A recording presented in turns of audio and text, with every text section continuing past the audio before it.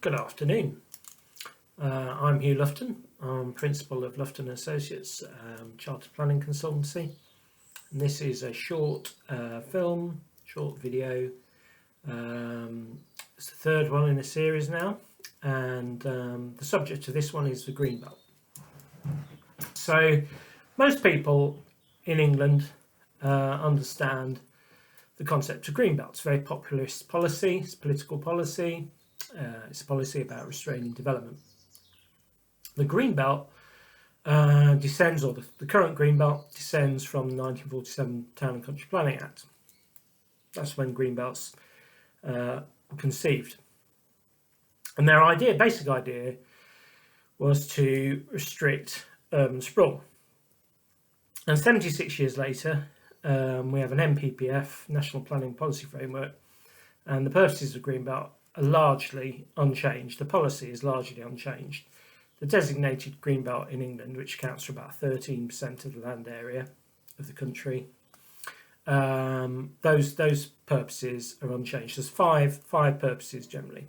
So to restrict unconstrained growth, to prevent encroachment into the countryside, so prevent development encroaching into the countryside, that's sort of the flip side of the first one. They're to prevent towns, where that's relevant, to prevent towns from merging together, so give places a sense of identity and avoid, again, sort of urban sprawl. Where relevant, they're to protect historic towns, so protect historic towns from sort of expanding and losing their sort of central core, if you like. So there's a Greenbelt around York, for example. There's one around Oxford. There's one around Cambridge. They kind of fit into that category. Greenbelts around these historic towns.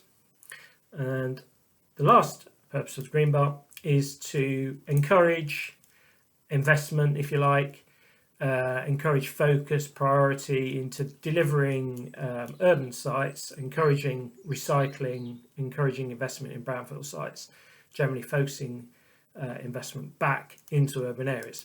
So in broad terms, those are the purposes of Greenbelt. They're the same as they were when they were conceived over 70 years ago. They're upheld, unchanged in the current policy. As I say, populist policy. Most people have obviously heard of Greenbelt. Most people understand Greenbelt, largely what it's about. It's good for planners because it kind of keeps planning in the forefront, because development in Greenbelt can be quite controversial. Now, in terms of Greenbelts in England, we've got a map here. Starting from the north, there's one around Newcastle and Sunderland, so the northeast, the sort of northeast conurbation. There's a very large Greenbelt that's kind of around individual towns, but it kind of goes right across from the west coast, across Lancashire, the Manchester-Liverpool conurbations, into East Yorkshire, into Yorkshire. So it's a very sort of broad northwest Greenbelt. And as I say, entirely surrounds Liverpool, Manchester. I suppose it probably is separated in a sense, the Yorkshire side, but it's sort of continuous around the B towns of Lancashire. And then Bradford and Leeds are set entirely within Greenbelt, as is Sheffield. Further over to the east is York, the Greenbelt mentioned around York. Relevant to us, based in Stafford, is the North Staffordshire Greenbelt. That's around Stoke-on-Trent and Newcastle-under-Lyme. Broad swathe of Greenbelt, probably about 10 miles wide. Goes right around North Staffordshire conurbation. There's one around Derby and Nottingham, further over to the east. And there's a big one around the West Midlands conurbation, which is highly relevant to us. I'll describe it a little bit more. So it covers the local authority areas of the Black Country, which is Sandwell, Dudley, Walsall and Wolverhampton. There's a swathe down the middle.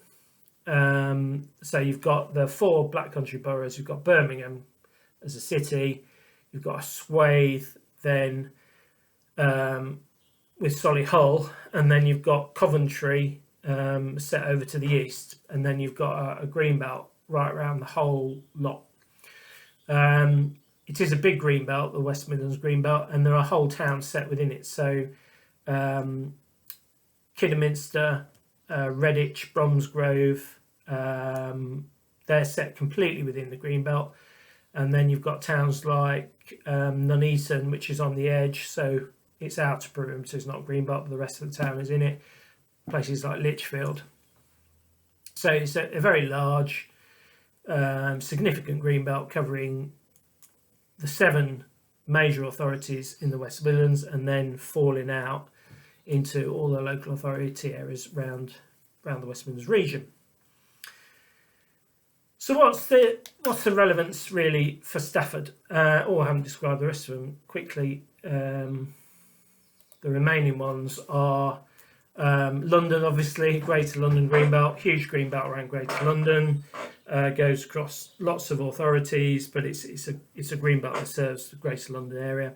We mentioned the one in Cambridge, there's the one around Oxford, there's one around Cheltenham, Gloucester, one around Bristol, and one around Bournemouth. I think that's about it. There is a very small one that we forget about that separates Burton. This is relevant to us, very close to us. Separates Burton from Swadlincote. It's one of those ones to prevent towns from merging. So prevent Burton merging in Burton, which is in the West Midlands, merging into Swadlincote, which is in the East Midlands, which could be easily done, and we wouldn't want to do that, would we? So what's the purpose? Well, of this little video. Well, I get told, or people understand, that Stafford has a green belt. We're a consultancy based in Stafford. Stafford doesn't have a green belt. The green belts that are relevant to Stafford Borough are coming down from the north, so the outer fringes of the North Staffordshire green belt, and they're coming up from the south, from the West Midlands.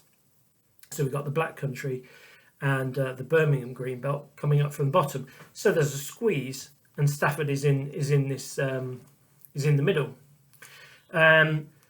So I suppose you would read into that there is perhaps more development pressure on local authority areas outside of Greenbelt. I think that is a fair point. And if you look at regional studies and regional housing studies, yes, generally, as an objective constraint, Greenbelt is a constraint to focus housing development into those areas that haven't got Greenbelt. So 80% of South Staffordshire district is Greenbelt.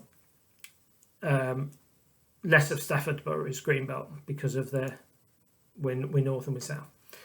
That's not to say that Stafford is unrestrained or unconstrained, doesn't have a policy of protectionist policy around it. It does. It has a development plan boundary, which is reviewed through the local plan review. And there are policies, open countryside policies, restrictive development policies, that, to be honest, are very, very similar to Greenbelt. In fact, in South Staffordshire, the restrictive Greenbelt policy, the policy that applies to what development, the few developments that are allowed in the Greenbelt that are not policy constrained, is exactly the same for Greenbelt as it is for open countryside designation. Although I would say the position of, in terms of major allocations, in terms of are there going to be major new housing developments going forward, they're more likely to be in those areas that are not in Greenbelt. The Greenbelt has greater protection, I would say, for major developments going forward than you would do where it was designated as open countryside. But obviously, in many ways, it's the paradox of the policy, a lot of Greenbelt is a lot more sustainable than open countryside because by its very nature, it's adjacent to a major urban area, so it has access to the services and the jobs and the transport links, etc. So the point of this, Stafford does not have a greenbelt. The greenbelts here are the West Midlands greenbelt to the south, and the north, and the North Staffordshire conurbation greenbelt to the north, which is around Stoke and Newcastle. So I hope that's just given you a little bit of insight into the concept of greenbelt locally. Thank you.